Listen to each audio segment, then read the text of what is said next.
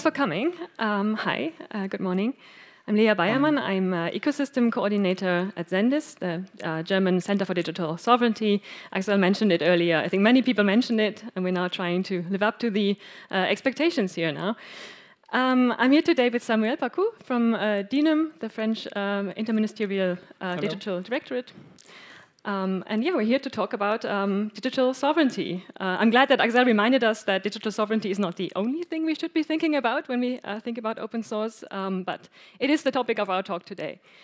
And we are going to talk about how to co-develop digital sovereignty. Sovereignty is really, it's part of our name, the German Center for Digital Sovereignty. For us, it's really the core goal, the core mission for our center, to make sure that the public sector can shape and co-create software, that it can articulate its needs, that it can make itself heard, and that it can also choose between open source software solutions. So that's what digital sovereignty is for us. And I think it's quite similar for DINUM. You can correct me if I'm wrong, but it's also part of the federal digital strategy in France. It's one of the key pillars. And what I find really interesting is that in France, the digital strategy says that in order to make sure that the French state is independent, it should invest in developing digital tools for public servants using free software. And I think this really gets us to the core of this talk, because we want to talk about the how of digital sovereignty. And our main argument here is that one way of strengthening the digital sovereignty of the public sector is to co-develop tools. So by co-developing tools, we are in fact co-developing our digital sovereignty. Thank you. To give you a bit of historical context, I'm a historian, I can't help it.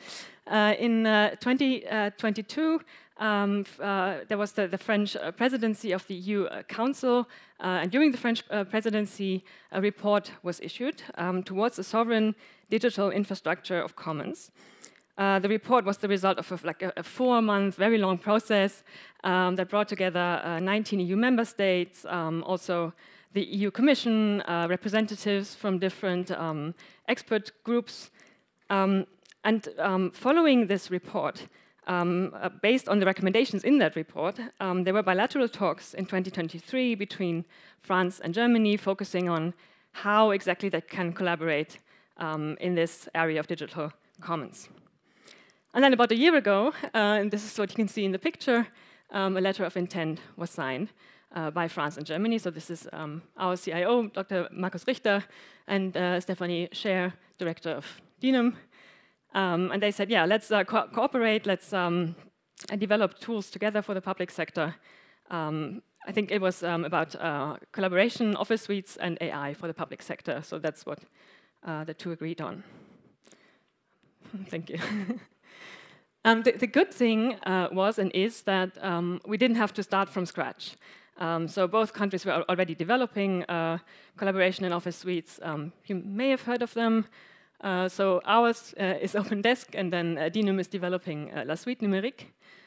And to some extent, the solutions are different. They follow different concepts. As far as I know, you're doing more of your own development. We're rather integrating existing solutions. So there are differences, but we have a very similar vision, a similar strategy. And we need very similar tools, right, for the public sector. So we thought, why not join forces? Why not do this together? That's what we did, and we did it through a very structured approach, the 100-day challenge.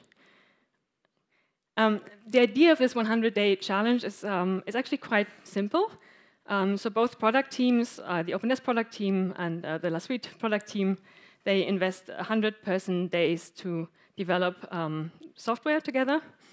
There are people from both teams present in this 100-day challenge team, so they compose a new team kind of that makes sure that a challenge is tackled. We will hear more about challenges later.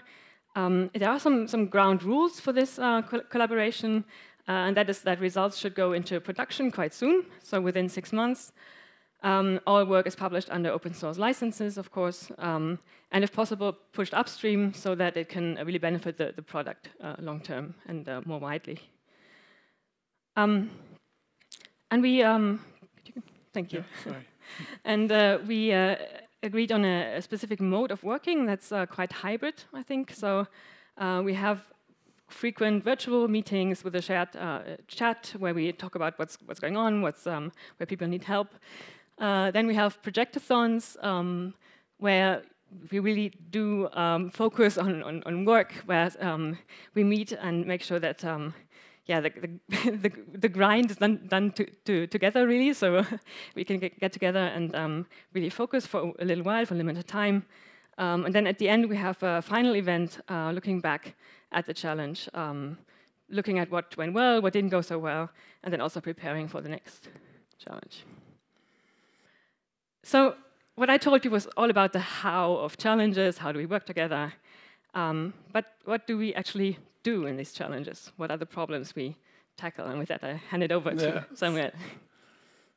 So, yeah, when we need to follow this digital workspace and AI objectives, we came up with 3 types of projects that we want to do together. The first project is maybe we are missing some tools in our suites, and so maybe we can try to see if something is missing both sides, then it might be a good idea to work it together. If each of us have something, it's harder to join. So maybe if we find something that we miss, both of us, let's go for it.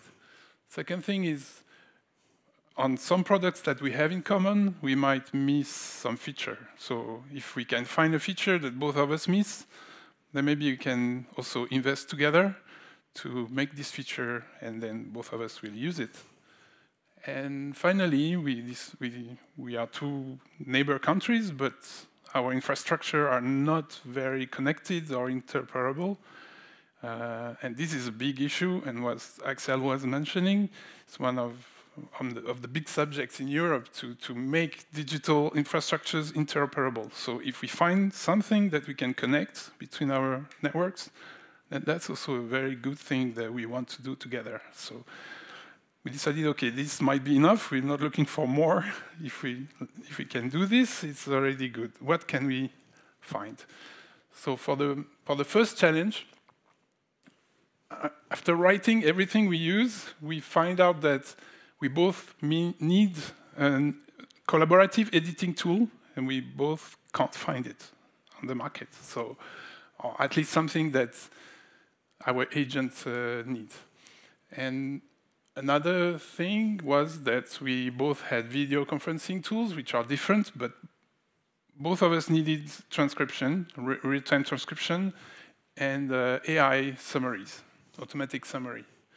And then on infrastructure, we had our SSOs, and we wanted like the German team to be able to come to the French tools, and the French team to be able to come to the German tools, so we can really work together. And that's maybe the basic. So maybe we can connect our SSOs. And so the first challenge had these 3 projects, and we went through it. And today we're going to talk a bit more about the first challenge, which is a landmark for us of our success and of how good it can be when we collaborate, when we manage to collaborate. So we had this proof of concept of a collaborative note-taking tool.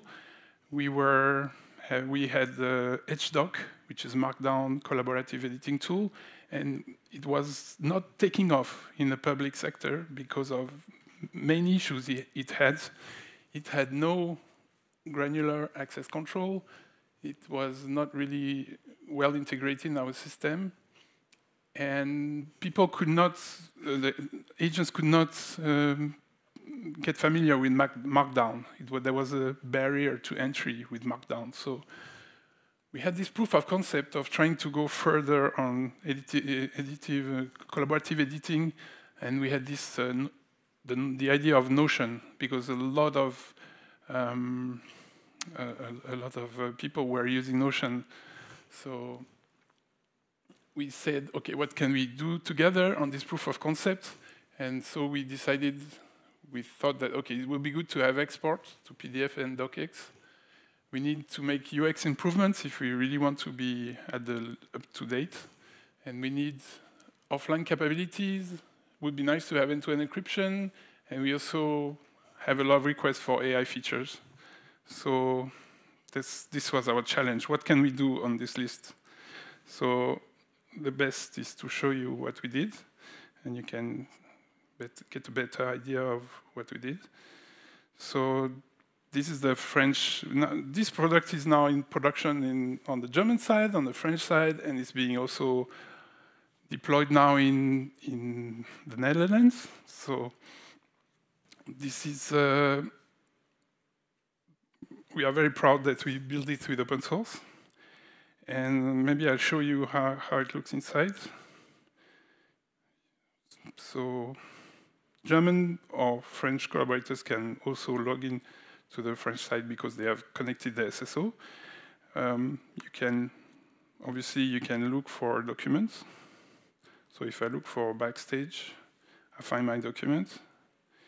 And so these documents, maybe you see this is the Notion type of editing with blocks. You can move blocks easily. You can, with the slash command, you can have many commands. And you have nice emojis as well. And so I can write like this. So you see you have checklist, images, all the cool stuff with the slash program, with the slash menu. Maybe I can put an image of a QR code so you can test it for yourself. But wait, I need to share it first. So I could share it with anyone in my organization very easily. So maybe I share it with Lea. And I can make her editor, reader, or administrator, or let's make her administrator. That's it. She received an email. She can click on it and join and co-edit the document with me. But if I want you guys to be able to join, either force you to be connected to join, or maybe I make the link public. If I make the link public, then that's it. You can scan this and join the document. You'll be able to see it on your mobile. And maybe if I give you editor rights, then you can also participate in the edition. We are not completely where we want to be on mobile editing, but you can go ahead and try. So you see we have some people starting to join. So I'll let you have fun with it.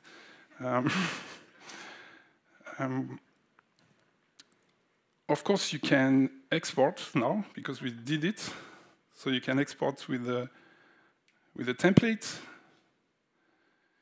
if it works. Should be working. Okay, not working. Starting to. Maybe I can try what happens if I remove the edit right.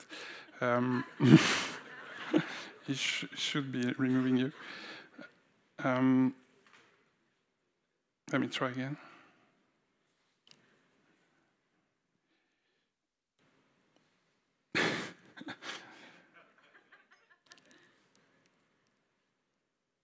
Okay, if you guys manage to export to PDF, go ahead.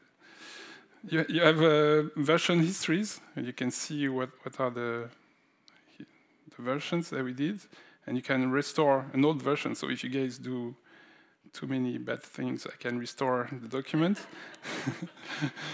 You can copy to Markdown, etc. So this is, and of course you have AI features. So let's say I can correct this.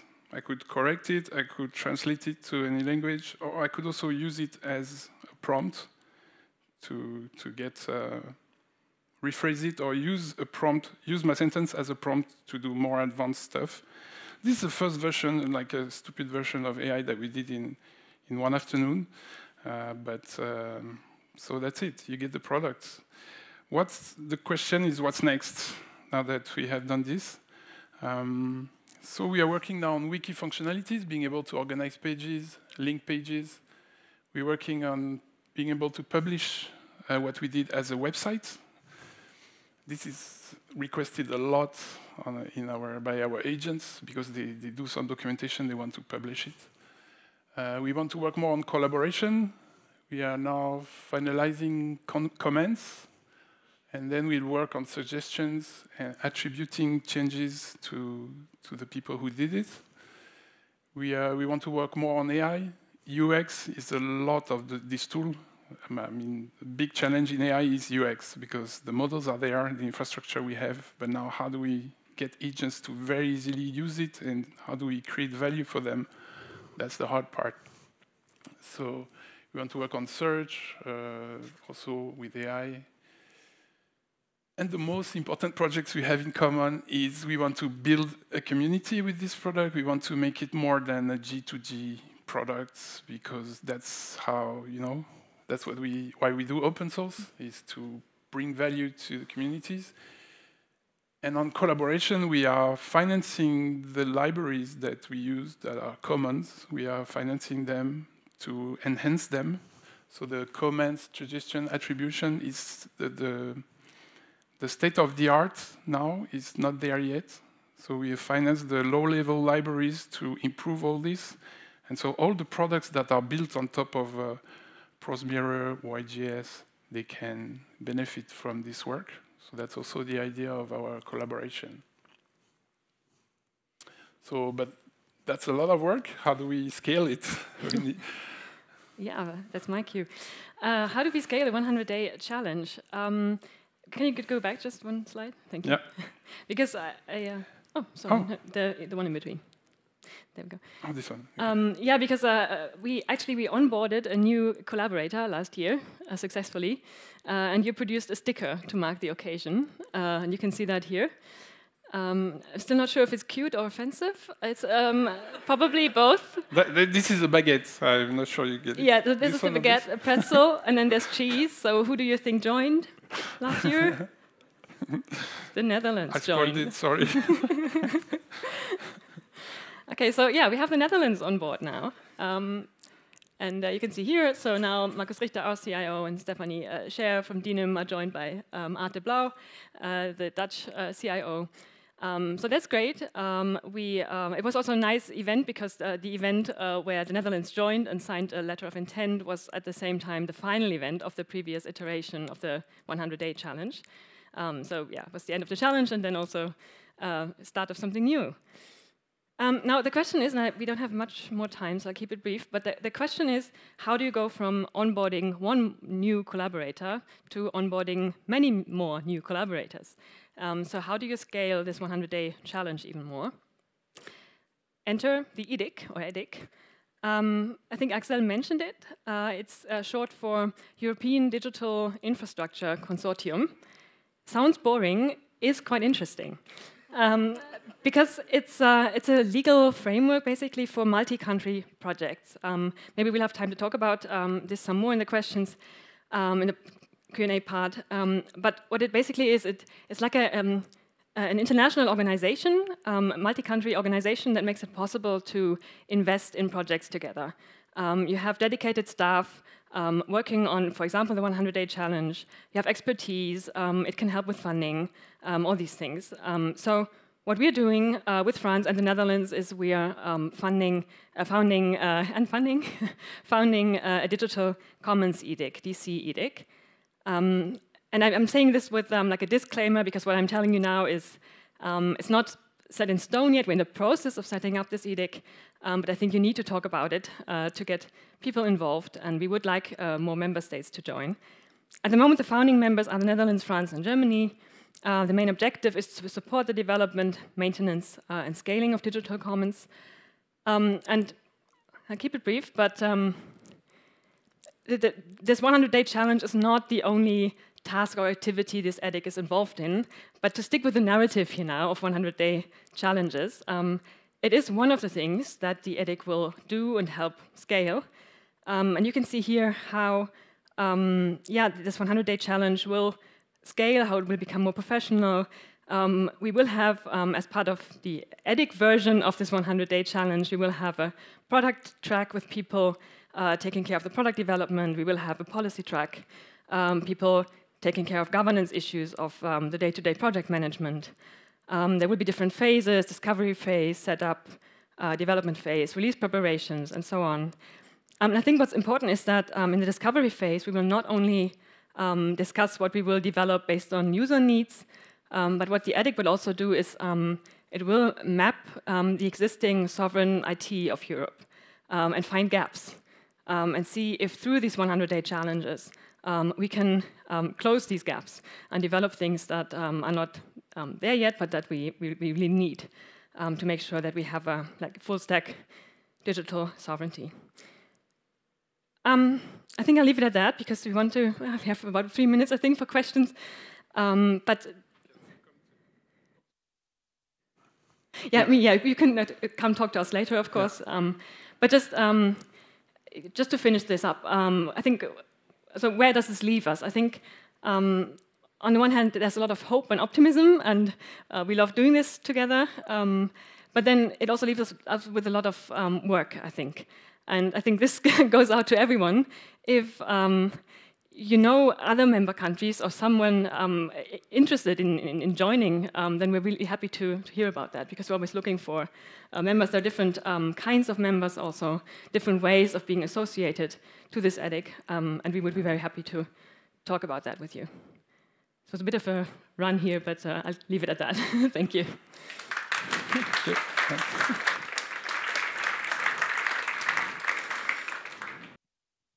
Hi there. Very exciting to see EDIC funding potentially coming together. It's something that NGI had mentioned upstream open source projects over the years, but we'd never seen materialize.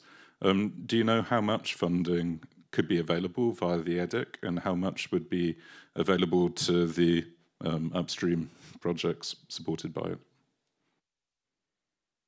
Good question.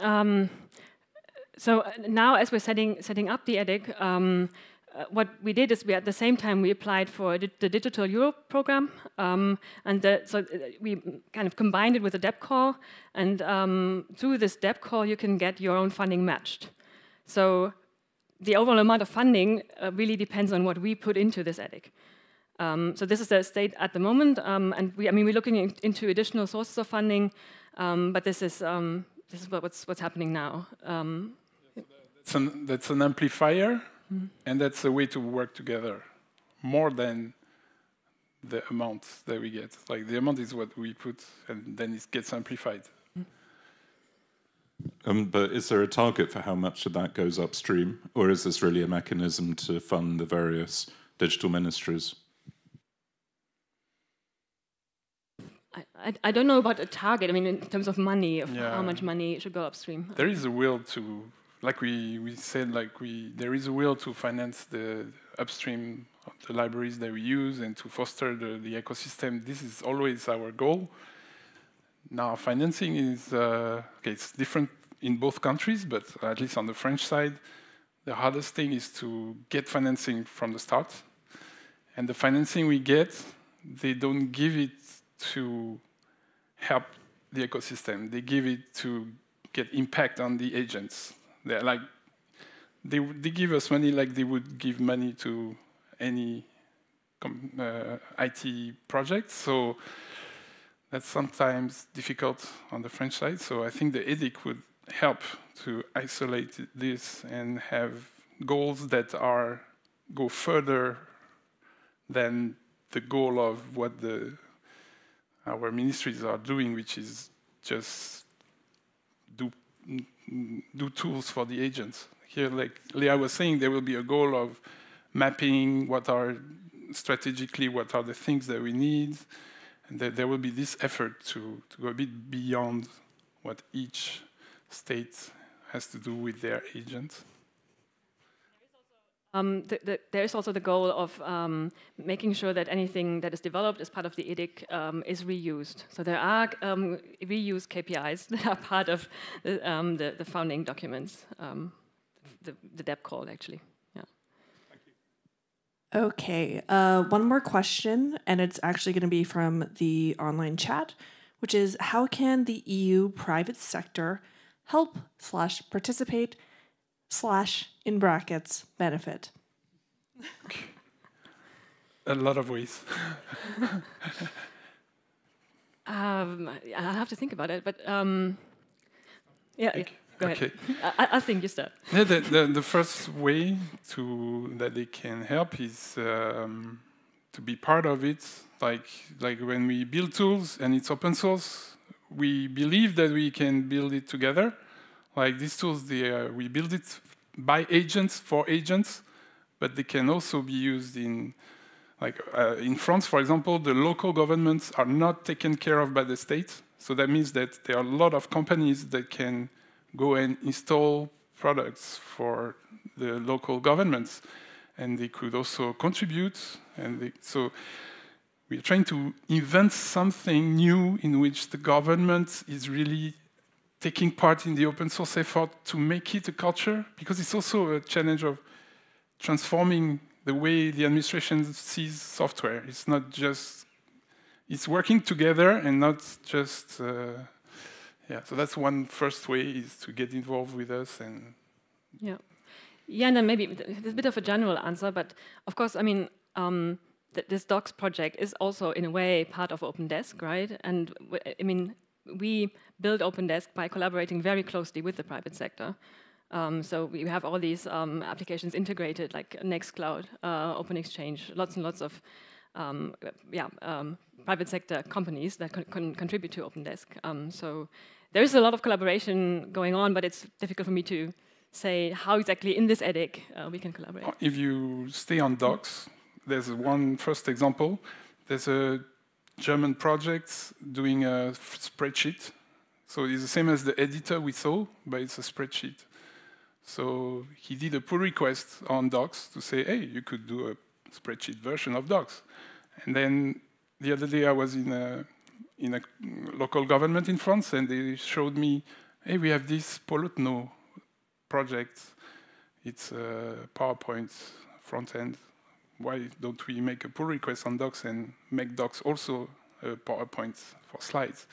So there are many things that can be built, and there's NGI and Sovereign Tech Fund who are also here to, make ecosystems. And we don't know what people are going to build with what is being done. This is the magic of open source. So good note that's to end another way. And maybe you come and tell us how we can help also. I mean, we're trying to share what we do, and we hope the magic comes from there.